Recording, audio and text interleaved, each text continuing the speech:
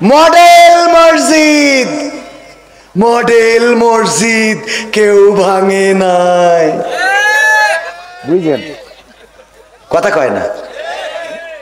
Model মসজিদের দিকে তাকালেই কিন্তু শেখ হাসিনার কথা মনে হয়। যাই বলেন তাই বলেন, আপনার খারাপ লাগলো, আমি সত্যি কথা বলছি। মনে হয় না যে এই মসজিদটা তার হাতে হয়েছে, যেভাবেই হোক হয়েছে, আলহামদুলিল্লাহ। কথা কয় না। এই মসজিদ কি ভেঙেছে? মসজিদ ধরেন ধানমন্ডি ভেঙে ফেলিয়েছে, ভাষণ দেশ, তাই এরপরে বলিছে যদি আবার ভাষণ দেয় তাহলে আরো ভাঙবে। কিন্তু এই মসজিদে কেউ হাত দিতে পারবে? তাহলে শেখ হাসিনা 16 বছরে কিছু করুক আর না করুক, মসজিদটা করে গেছে যে কাজটার জন্য। অন্তত এই মসজিদগুলো যতদিন আছে ততদিন গুনাহ যা হয় হোক, অন্তত ওই মসজিদে নামাজ পড়লে কিছু সওয়াব তো পাবে। কথা কয় না। কুরআন হাদিস যদি সত্য হয়, কেউ যদি বলে যে না পাবে না, এই সওয়াব কাজে লাগুক আর না লাগুক পরের কথা, কিন্তু পাবে এটা নিশ্চিত। কথা কয় না, সে সওয়াব পাবে। শেখ হাসিনা কেন, ও যদি ফেরাউনও হয়, ভালো কাজের জন্য আল্লাহ তার সওয়াব দেবে। হতে পারে খারাপ কাজ আরো বেশি হয়ে গেছে, সে জাহান্নামে চলে গেছে। কথা কয় না। কিন্তু ভালো কাজের কোরআন যদি সত্য হয়, হাদিস যদি সত্য হয়, ভালো কাজ যে করবে, আল্লাহ বলেছেন যে আমি কারো আমল নষ্ট করি না। ক্ষমতায় কেউ স্থায়ী হয় না, হোক না সে হাসিনা কিবারে না, সে আরটা চিরকাল থাকে না। ক্ষমতায় কেউ স্থায়ী হয় না, মুজিবুর বেশি দিন থাকেনি, জিয়াউর কেউ তো রাখেনি। এরশাদ চলে গেছে পৃথিবী ছেড়ে, এরশাদ চলে গেছে পৃথিবী ছেড়ে, কেউ আজ তার কথা কয় না। ক্ষমতায় কেউ স্থায়ী হয় না, হাসিনা ক্ষমতা ধরে রাখতে আয়না ঘর বানিয়েছিল, জনগণের রোশানলে দাদার দেশে পালিয়ে গেল। হাসিনা ক্ষমতা ধরে রাখতে আয়না ঘর বানিয়েছিল, জনগণের রোশানলে দাদার দেশে পালিয়ে গেল।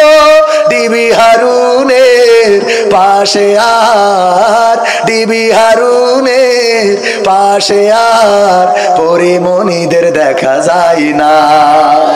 ঠিক না বেঠে?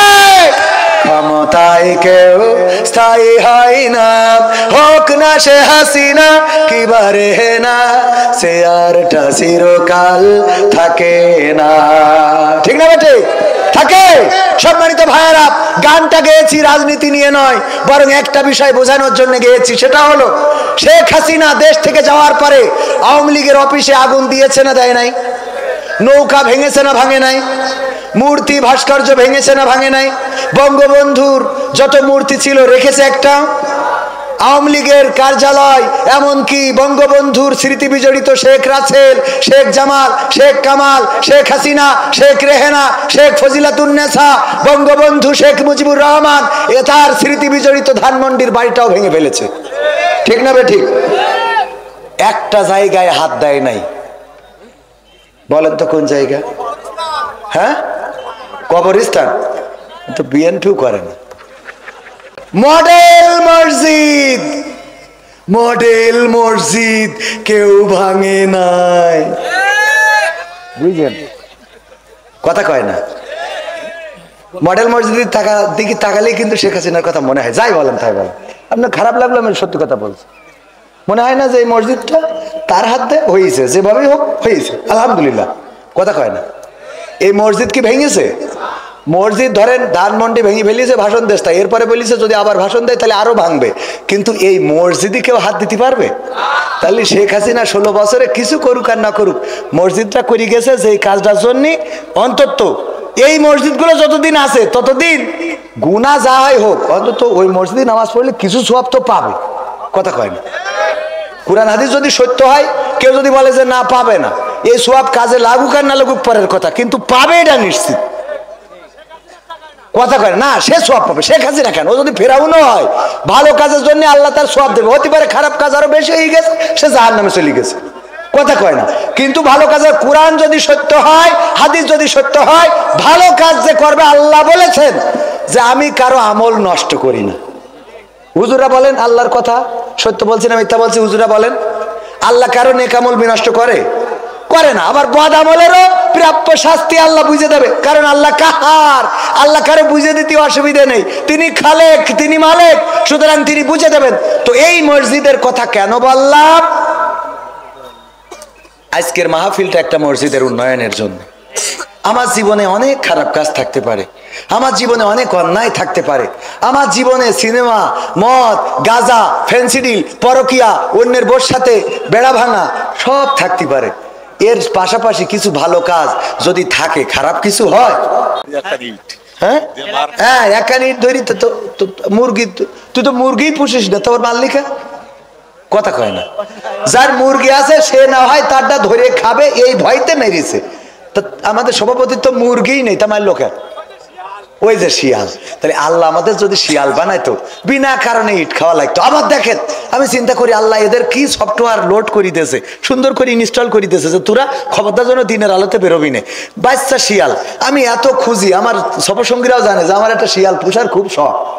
পাখি পুষেছি, মুরগি পুষেছি, হাঁস পুষেছি, খরগোশ আমার বাড়ি আছে, বানরও পুষেছি। শিয়াল আমার একটা শখ, কুত্তাও পুষেছি। হরিণ আমার সার পোষে, ও হরিণের মেলা খরচ, ও পুষতে হবে, পুষে সরকারের দিয়ে দিতে হবে।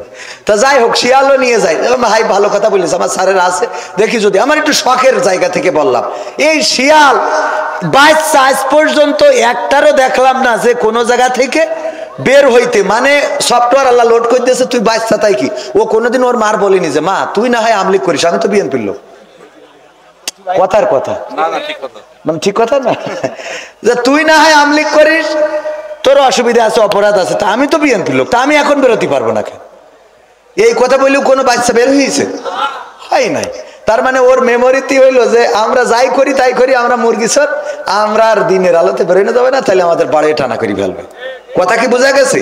তাহলে আল্লাহর শুকরিয়া কেন আদায় করবো না বলেন তো? আরো যদি উদাহরণ দিই, মানে এইভাবে উদাহরণ দেবো, রাত শেষ হয়ে যাবে। আরো আরো আরো আল্লাহ কোরআনেই বলে দিয়েছে, আমার নিয়ামতের কথা যদি তোমরা লেখো, পৃথিবীর সব গাছ যদি কলম বানাও, আর পৃথিবীর সব পানি যদি কালি বানাও, সব শেষ হয়ে যাবে, কিন্তু আমার নিয়ামতের কথা লেখা শেষ হবে না। সুবহানাল্লাহ বলবেন না? বলেন আলহামদুলিল্লাহ। ও আমার ভাইরা, যে আল্লাহ আমাদের এত নিয়ামত দিলেন, হাত দিলেন, পা দিলেন, চোখ দিলেন, কান দিলেন, কথা বলার শক্তি দিলেন, দেখার শক্তি দিলেন, মনের ভাষা প্রকাশ করার তৌফিক দিলেন। কোনো একটা কুকুর ক্ষুধার জ্বালায় যদি বাড়ির সামনে এসে দাঁড়ায়, অমনি তারে একটা কোপ দিলেন অথবা একটা বাড়ি দিলেন, কিছু ছেলে মারলেন, একটা ক্ষত হয়ে গেল, সেই ক্ষতটায় ঘা হয়ে গেল, ওই ঘায়ের উপরে পোকা হয়ে গেল। কত কষ্ট, কুত্তা শুয়ে থাকে, মরেও না, চিকিৎসা করার মতো কোনো মানুষও নাই, তার দেখার মতো কাউকে পাওয়া যায় না। এমনকি কোনো কুকুরও তার পাশে দাঁড়ানোর সুযোগ নাই, বোঝে না তার কি করবে, করারও কিছু নাই। ওগো আমার ভাইরা, আল্লাহ যদি চাইতেন আমাদের এমন কোন প্রাণী করে পাঠাতে পারতেন যে আমাদের মানুষের দরজায় দরজায় ঘুরে বেড়াতে হতো, আর মানুষের দরজায় দরজায় দাঁড়ায় হয়তো তা কারো লাথি, কারো ঝাঁটা, কারো ইট, কারো পাটকেল, কারো আক্রমণের শিকার হয়ে যেতাম। আল্লাহ রাব্বুল আলামিন এই প্রাণীগুলোকে বানানোর পরে দেখেন, এই প্রাণী কেউ আল্লাহর অবাধ্য হয় নাই। বাঘ কোনোদিন সুন্দরবন থেকে বাঘেরা মিছিল নিয়ে আসে নাই যে এই লোকালয়ে আর তোরা বাস করতে পারবি না, আমরা করব। এই কথা কোনোদিন বাঘেরা এসে বলেছে নাকি? না, বলে নাই। সাপেরা কোনোদিন মিটিং করে দল বেঁধে বলে নাই এই গ্রামটা আমাদের, তোরা এই জায়গা ছেড়ে দে, কোনোদিন বলে নাই। সাপেদের জন্য যেই জায়গাটা আল্লাহ নির্দিষ্ট করে দিয়েছেন সেই জায়গায় থাকে, বাঘেদের জন্য যেই জায়গাটা নির্দিষ্ট করা সেখানেই থাকে, শিয়ালের জন্য যেই জায়গাটা নির্দিষ্ট করা সেখানেই থাকে। কোন শিয়াল দিনের আলোতে মিছিল নিয়ে আসলো না যে কেন মুরগির ঘরে দরজা দিবা, আমরা খাইতে পারি না, এখন থেকে মুরগির ঘরের দরজা দিলে 18 তারিখের মতো কট্টর হরতাল অবরোধের ডাক দেব। এই কাজ কোনোদিন শিয়াল করে নাই, কারণ তারা জানে আল্লাহ আমাদের বানিয়েছেন এইভাবে, আল্লাহ আমাদের চালাবেন এইভাবে। ওগো আমার ভাইয়েরা, অথচ তারা এইভাবে থেকেও আল্লাহর শুকরিয়া আদায় করে, এমনকি মনিবের গোলামি করে। কুকুরকে আল্লাহ মানুষের অনুগত করে দিয়েছেন, এত বিশ্বস্ত করে দিয়েছেন। একটা কুকুর যদি আমার আশফাকুজ্জামান খান রনি ভাই পুষে থাকেন, ওই কুকুরকে কোনোদিন বিরিয়ানি রান্না করে খাওয়ায় না, ওই কুকুরের জন্য বিদেশ থেকে কোনো খাবার এনে খাওয়ায় না, বরং ওই কুকুর খায় বাড়িতে পড়ে থাকা যে কাঁটাগুলো, যে হাড়গুলো, উচ্ছিষ্টগুলো, সন্তানের জান করা নষ্ট করা খাবারগুলো। এই খাবারগুলো খেয়ে কুকুরটা সারা রাত আমার রনি ভাইয়ের বাসার সামনে রাত জেগে পাহারা দেয়। আমি যখন দরজায় গেলাম, যাওয়ার পরে দরজায় নড়া দিতেই অমনি কুত্তা উনার আগে উঠে গেছে।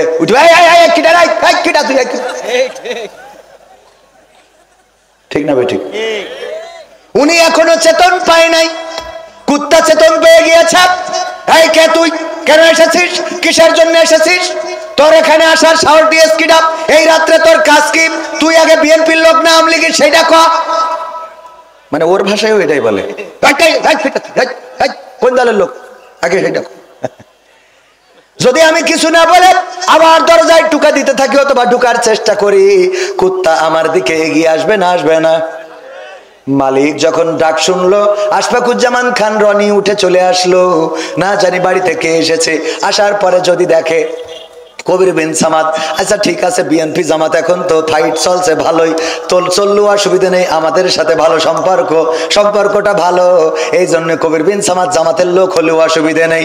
আস্তে করে কুকুর, এই কুকুর একটা ধমকের পরে আর একটা বারের জন্যে আমার সাথে খারাপ আচরণ করবে?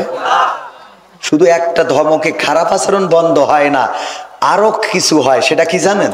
ওই কুকুরটা খালি কাসুমাসু কইতে থাকে, লেজ পাশার মধ্যে নিয়ে আস্তে করে বলে আমার ভুলেই গে, আমার ভুলেই গে, বলে না আর বলেই। যতক্ষণ পর্যন্ত মালিক স্বাভাবিক ভাবে না আসে ততক্ষণ পর্যন্ত ওর অপরাধ বোধ কাজ করতে থাকে যে আমার মালিক, আমি ভুল করে ফেলেছি, রং নাম্বারে ডাইল মারা হয়ে গেছে। ঠিক না ভাই? ঠিক। ওগো আমার ভাইয়েরা, এই কুকুরটা উচ্ছিষ্ট খেয়ে কতটা অনুগত। আবার যদি রনি ভাই উঠার পরে দেখে না আমার পরিচিত কেউ না, এমন কেউ এসেছে আমার বাড়ি চুরি করার জন্য, অমনি লাঠি যদি একটা হাতে নেয়, কুকুর আগে যায় না রনি ভাই আগে যায়? কুকুরটা আগে চলে যায়। ওই মানুষটা যদি জঙ্গলের মধ্যে ঢুকে যায়, রনি ভাই না ঢুকলেও কুকুরটা জঙ্গলের মধ্যে পর্যন্ত চলে যায়। একটু হাড় খাওয়ার পরে, একটু কাটা, একটু উচ্ছিষ্ট খাওয়ার পরে যদি একটা কুকুর তার মালিকের এত অনুগত হয়, আমরা যে রবের থেকে জীবনটা পাইলাম, আল্লাহ বললেন কাইফা তাকফুরুনা বিল্লাহি ওয়া কুনতুম আমওয়াতান ফাহইয়াকুম সুম্মা ইউমিতুকুম সুম্মা ইউহয়িকুম সুম্মা ইলাইহি তুরজাউন।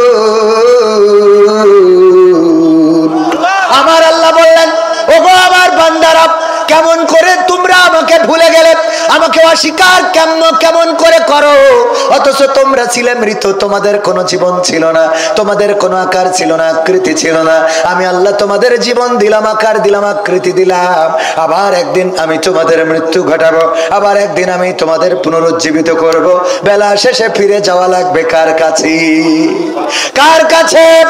যে আল্লাহ আমাদের জীবন ছিল না, 1900 সালে জন্মগ্রহণ করেছেন এমন একজনও কি এখানে আছেন?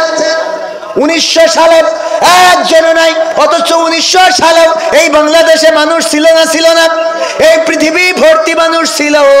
1900 সালে জন্মগ্রহণ করা মানুষ একজনও নাই। আবার 2100 সালে 2100 সালে 2100 সালে এখানে আমরা যারা আছি একজনও থাকবো এমন কোন গ্যারান্টি কেউ দিতে পারবেন? 2100 সাল আমাদের জীবনে আর আসবে না। 2000 সাল আমাদের জীবনে অনেকেই পেয়েছি, ঠিক কিনা? 2000 সাল পেয়েছি, কিন্তু 2100 সাল আমাদের জীবনে আসবে না। যদি আসেও তাও দেখবেন যে টাওয়ার আছে কিন্তু নেটওয়ার্ক পাচ্ছে না। মানে জীবনটা আছে কিন্তু চাচা কোনে যাবেন,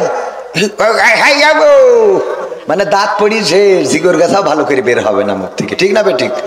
আরো নেটওয়ার্ক যদি চলে যায়, জিজ্ঞেস করবেন যে চাচা দুপুরে কি দিয়ে খেলে, তোমার চাচি বললো যে শাড়িটা ছিঁড়িয়ে গেছে, হাকু তাই যাচ্ছি জিগর গাছা মুখ। মানে একটা বলবেন আর একটা শুনবে, তাই না? বলে তাইলে দুনিয়া নেটওয়ার্ক আপ ডাউন করবে।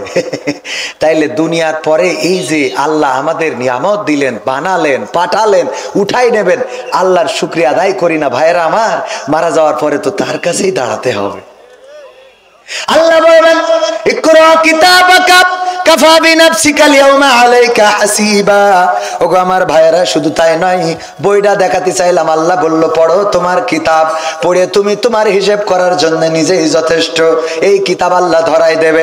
শুধু তাই না, একজন মারা যাওয়ার পরে যদি ফোনটা চেক করেন তাইলে বোঝা যায় আল্লাহর বান্দা কোন দিকে যাবে।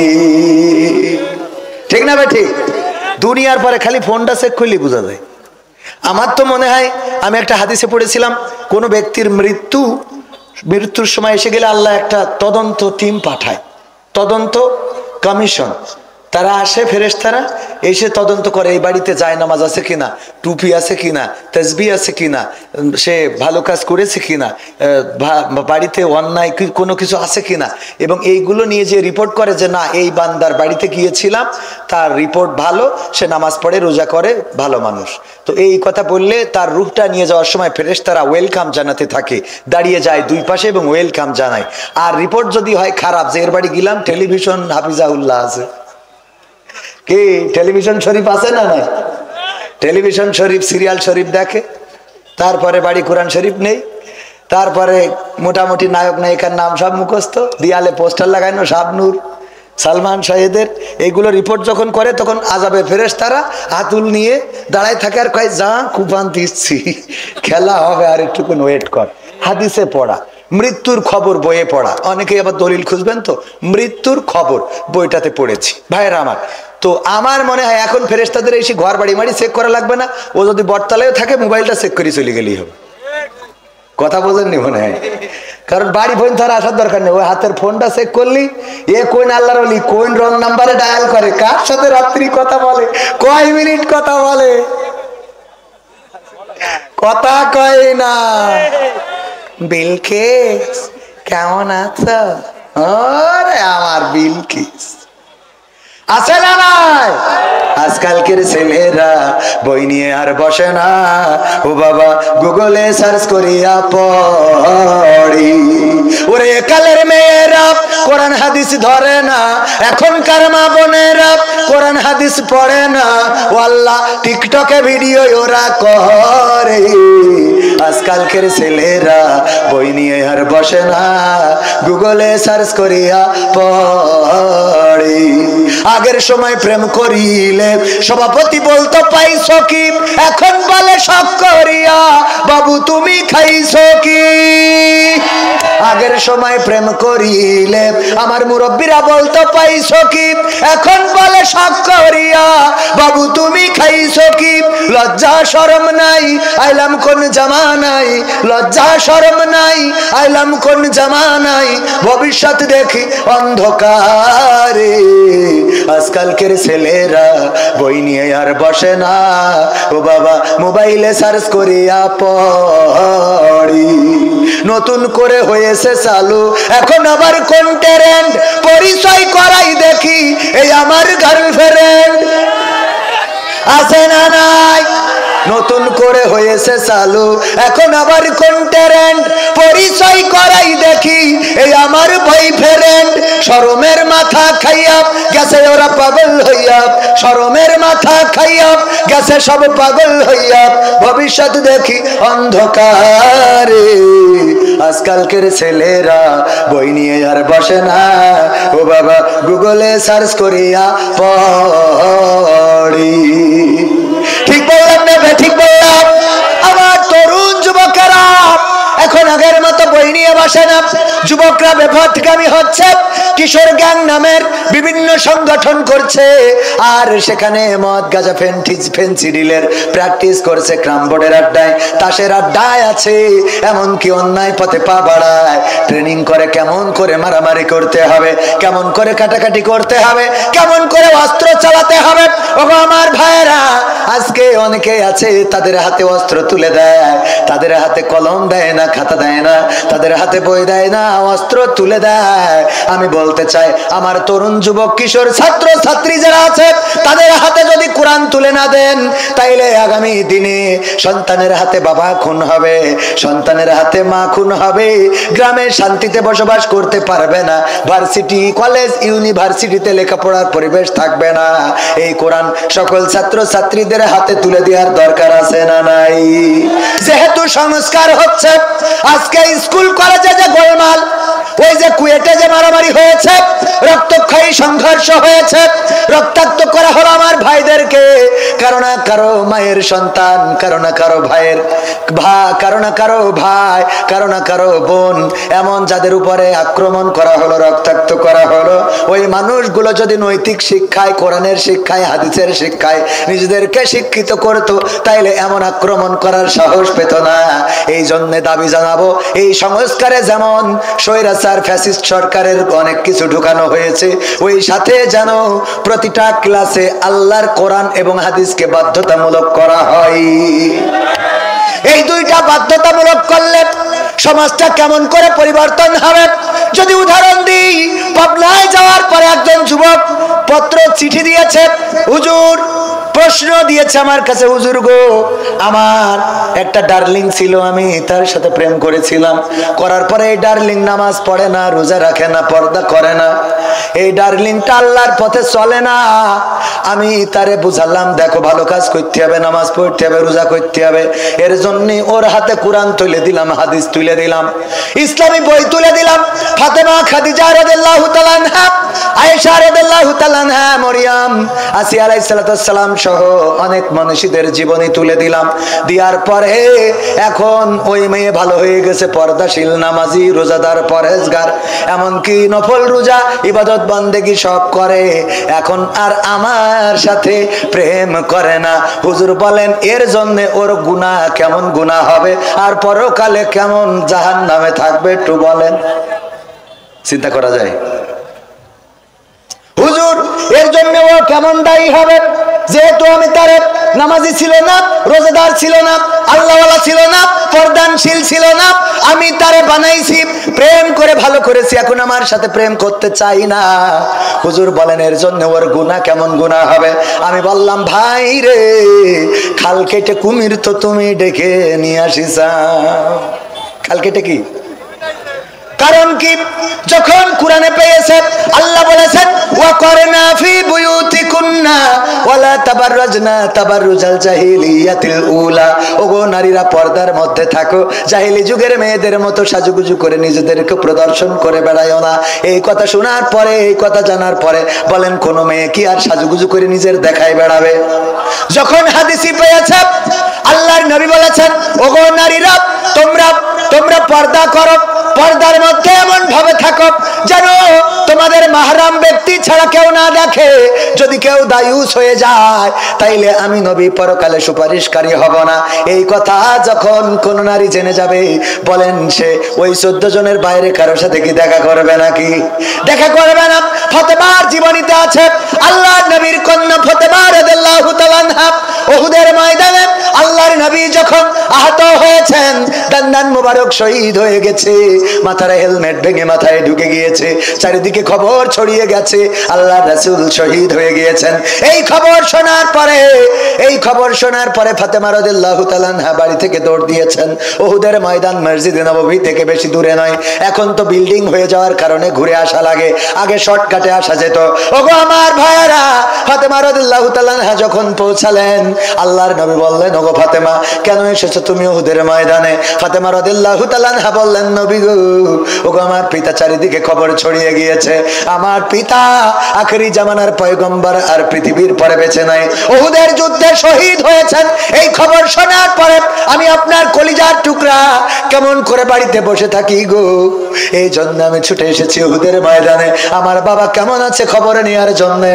আল্লাহর নবী বললেন ওগো ফাতেমা তুমি কি জানো নাকি তোমার বোরখার মধ্যে ছেঁড়া আছে, যেই ছেঁড়া জায়গাটা দিয়ে তোমার শরীরের রংটা দেখা যায়, তোমার গায়ের জামাটা ছেঁড়া আছে, যেই জায়গা দিয়ে তোমার শরীরের রংটা কেমন এটা দেখা যায়, তোমার শরীরের রং দেখা যায়। আল্লাহর নবীর কন্যা ফাতেমা বললেন ওগো বিশ্ব নবী আমি জানি আমার জামাতে ছেঁড়া, এই ছেঁড়া জায়গাটা আমি যখন রওনা করেছি তখন ছেঁড়া জায়গাটা মুট করে ধরে নিয়ে এসেছি। আমার এই ছেঁড়া জায়গা দিয়ে পৃথিবীর কোন মানুষ আমার গায়ের রং দেখতে পারে নাই। আল্লাহর নবী বললেন, ওগো ফাতেমা শুনে নাও, এত শক্ত কথা হারি মাঝে মাঝে চিন্তা করি পরকালের ময়দানে আমাদের কি উপায় হবে। আল্লাহর রাসূল যেই রাসূল ফাতেমার ব্যাপারে বলেছেন, কেউ যদি আমার ফাতেমাকে কষ্ট দেয় সে যেন আমি নবীকে কষ্ট দেয়, আর কেউ যদি আমার ফাতেমাকে খুশি করে সে যেন আমি নবীকে খুশি করি। শুধু তাই নয়, আল্লাহর নবী যখন কোন সফরে যেতেন সবার শেষে দেখা করতেন ফাতেমা রাদিয়াল্লাহু তাআলা আনহার সাথে, আর এসে সবার প্রথমে দেখা করতেন ফাতেমা রাদিয়াল্লাহু তাআলা আনহার সাথে। শুধু তাই নয়, যখন আল্লাহর নবী ইন্তেকাল করেছেন ফাতেমা রাদিয়াল্লাহু তাআলা আনহা খুব করে কান্নাকাটি শুরু করলেন। এত কান্নাকাটি করছেন, আল্লাহর রাসূল ডাকলেন, ফাতেমা এদিকে আসো। ফাতেমা আল্লাহর রাসূলের কাছে আসলেন। আল্লাহর নবী মাথাটা টেনে আল্লাহর নবী ফাতেমার কানটা নিজের মুখের কাছে নিলেন, নিয়ে কি যেন বললেন। ফাতেমা রাদিয়াল্লাহু তাআলা আনহার কান্না বন্ধ হয়ে গেল। আম্মা আয়েশা রাদিয়াল্লাহু তাআলা আনহা জিজ্ঞাসা করলেন, ওগো ফাতেমা তুমি সবচেয়ে বেশি কান্না করছিলে, তোমার কান্নাটা কেন বন্ধ হয়ে গেল? তোমার বাবা তোমার কানে কানে কি বললো আর তাতেই তুমি কান্নাটা থামিয়ে দিলে? কি এমন সুসংবাদ তোমার দিয়েছে? আল্লাহর নবীর কন্যা ফাতেমা বললেন, আমার পিতা বলেছেন, ওগো ফাতেমা তুমি কান্না করো না, তোমার কান্না আমার সহ্য হয় না। এই মৃত্যুর সময় তোমার কান্না আমার কলিজায় আঘাত করে, তোমার চোখের পানি আমি সহ্য করতে পারি না। ওগো ফাতেমা তোমার কাছে আমি একটা সুসংবাদ দিয়ে দিই, আমি মৃত্যুর পরে প্রথমেই তোমার সাথে পরিবারের যার সাথে আমার দেখা হবে প্রথম ব্যক্তিটা হলে তুমি। এই ফাতেমাকে আল্লাহ নবী উহুদের ময়দানে বললেন, ওগো ফাতেমা শুনে নাও, ওগো ফাতেমা শুনে নাও, ওগো ফাতেমা শুনে নাও, তোমার বোরকার ছেঁড়া জায়গা দিয়ে যদি পৃথিবীর কোন মানুষ তোমার গায়ের রং দেখে ফেলতো, আমি নবী ওই পরকালের ময়দানে তুমি আমার কন্যা এই পরিচয়টা দিতাম না। নবীর কন্যা ফাতেমার গায়ের রং পৃথিবীর মানুষ যদি দেখে ফেলতো, আল্লাহর নবী নিজের কন্যার পরিচয় দিতেন না। আর আমাদের মা বোনেরা চিন্তা করে দেখেন আপনারা আমরা তাইলে কোথায়? আমাদের যে সুন্দর চেহারা দেখায় বেড়ান ঝিকরগাছার বাজার, যশোরে কালেক্টরেট মার্কেট ঘুরে বেড়ান, আল্লাহর কাছে কি জবাব দেবেন? ওই পরকাল আল্লাহর নবী দায়ুসদের ব্যাপারে সিদ্ধান্ত রাসূলের সুপারিশ করবেন না, ওই পরকালে কত বিপদে পড়ে যাব। ওগো আমার ভাইয়েরা, ওই যে চিঠির কথা বলছিলাম, ওই যুবকটা প্রেম করার পরে তারে পর্দানশীল বানাইছে, তারে ইসলামী সাহিত্য পড়াইছে, কোরআন পড়াইছে, তারে কোরআন হাদিস জানানোর কারণে যখন এই ঘটনাগুলো পড়েছে, বলেন দেখি কোন প্রেমিকের সাথে এই মেয়েটার কথা বলবে নাকি? কথা কয় না। ওয়াজ করার কি দরকার আছে? কোরআন হাদিস তুলে দেন। কোরআন হাদিস যদি আমার ছাত্রদের পড়াতে পারেন, কোরআন হাদিস যদি আমার ছাত্রদের কম্পালসারি করে দেন, তাইলে এই ছাত্রগুলো এমন ভাবে বেড়ে উঠবে যে এই ছাত্রগুলো আর মারামারি কাটাকাটি করবে না, জেনা করবে না, ধর্ষণ করবে না, ওই জাহাঙ্গীরনগর বিশ্ববিদ্যালয়ে ছাত্রলীগের নেতার মতো ধর্ষণের সেঞ্চুরি করে অনুষ্ঠান করবে না। যদি কোরআন হাদিস আমার ছাত্রদেরকে শিখায় মানুষ করে তুলতে পারেন, এই মানুষগুলো দুনিয়ার জন্য হবে শান্তি, আর পরকালের জন্য আমার আপনার নাজাতের সুপারিশকারী, আমাদের ওসিলা হয়ে যাবে। সবাই জোরে জোরে বলেন সুবহানাল্লাহ। আমরা এমন সন্তান করতে রাজি আছি না নাই? আমি প্রথমে যে আয়াত তেলাওয়াত করেছিলাম, আল্লাহ বলেছেন ইয়া আইয়ুহাল্লাযীনা আমানু কু আনফুসাকুম ওয়া আহলিকুম নার। ওগো ঈমানদারেরা শোনো, তোমরা নিজের আগুন থেকে বাঁচো এবং তোমাদের সন্তানদেরকে আগুন থেকে বাঁচাও। ভাইরা আমার, দাঁড়ানো ভাইরা, আমি যে কথা বলছি এগুলো কি কোরআন হাদিসের মধ্যে না বাইরে? মধ্যে। যদি কোরআন হাদিসের কথা বলি, ওই ফাঁকা গ্যাপটা একটু পূরণ করে দেওয়া যায় না আমার শোনো ভাইরা, আমার যুবকেরা, আমার কলিজার টুকরারা? আমি বিশ্বাস করি যে আপনারা বাকি জায়গাটুকু পূরণ করে দিবেন। রাস্তায় অনেকেই দাঁড়ানো আছেন, ওখান থেকেই যেহেতু শোনা যাচ্ছে, দেখা যাচ্ছে, এসে বসবেন কেন? এই নিয়ত করেছেন এখানে বসলে আসলে আল্লাহ রাব্বুল আলামিন শুধু সওয়াব দেন না, জীবনের আমলনামা থেকে সগীরা গুনাহগুলো মাফ করে দেন। বলেন সুবহানাল্লাহ। সগীরা গুনাহগুলো ঝরে যেতে থাকে, আর কি সওয়াব 10টার মধ্যে শেষ। তো আর অল্প সময় আছে, এই অল্প সময়ের মধ্যে কিছু সঙ্গীত শোনানোর দরকার আছে না নাই? কিছু সঙ্গীত, হ্যাঁ হ্যাঁ ওই সেটাই তো বললাম যে কোরআন হাদিস এটা যদি স্কুলেও শিখায় তাহলে আমাদের স্কুলের ব্যাপারেও কোনো আপত্তি নেই, কথা কয় না। যদি অনেকেই মনে করে হুজুররা খালি মাদ্রাসা, না, স্কুলে কোরআন হাদিস শিখান, আমরা স্কুলে পড়াতে বলবো, কথা কয় না। যেমন আমি বলি, অনেকেই মনে করে এখন আবার বিএনপির ভাইরা আপনার মতো যারা থাকে যে হাত উঁচু করায়, আল্লাহর পথে, দিনের পথে, কোরআনের পক্ষে, ইসলামের পক্ষে থাকতে রাজি কারা কারা হাত উঁচু করেন। আরে বাবা, ওরে বাবা, আমি মানে এটা বলছি, অন্য জায়গার উদাহরণ দিচ্ছি। এই যে হাত উঁচু করায়, বিএনপির নেতা কয় হুজুর তা ভোট তো করে দিয়ে গেলেন, তা আমরা বিএনপিরা কি দোষ করেছি? মানে আমরা ইসলামের পক্ষে তুলে দিয়ে গেলি মনে করে জামাত ইসলামের পক্ষে তুলে দিয়ে গেলি, কথা কয় না। এই কি মনে করে জামাত ইসলামের পক্ষে? আমি ক্লিয়ার করে দিয়ে বলছি, এই বাংলাদেশে যদি আওয়ামী লীগও আল্লাহর জমিনে আল্লাহর কোরআন কায়েম করতে চায়, সেই আওয়ামী লীগ করতে আমাদের কোনো আপত্তি নাই। সেদিন একজন বলছে তাই বলি আওয়ামী লীগ দিয়ে করাবো না। আমি বলছি শেখ হাসিনাও যদি কোরআন কায়েম করে দিতে চায় তার এই দেশে আনতে কোনো আপত্তি নাই। বলছে ও কোরআন কায়েম করলে ওদের নেবো না। মানে ওর এত রাগ, বলছে ওদের নেবো না, বলছে আপনি ওর বাদে ঠিক অন্য কথা কন। মানে এত রাগ ওর। আমাদের মসজিদের সাবেক ইমামের মতো, সাবেক ইমামের আমি বলছি আল্লাহ যদি চায় শেখ হাসিনারও আল্লাহ ক্ষমা করি জান্নাত দিতে পারে। তা বলছে আল্লাহ তো তোর মতো পাগল হয়ে গেছে। বললাম কে? তা বলছে পাগল হয়ে গেছে না, আল্লাহ শেখ হাসিনারও ক্ষমা করবে, এটা মানতে হবে। আমি বললাম আল্লাহ সালি ফেরাউনেরও ক্ষমা করতে পারে। তা বলছে আমরা রয়েছি কি করতে?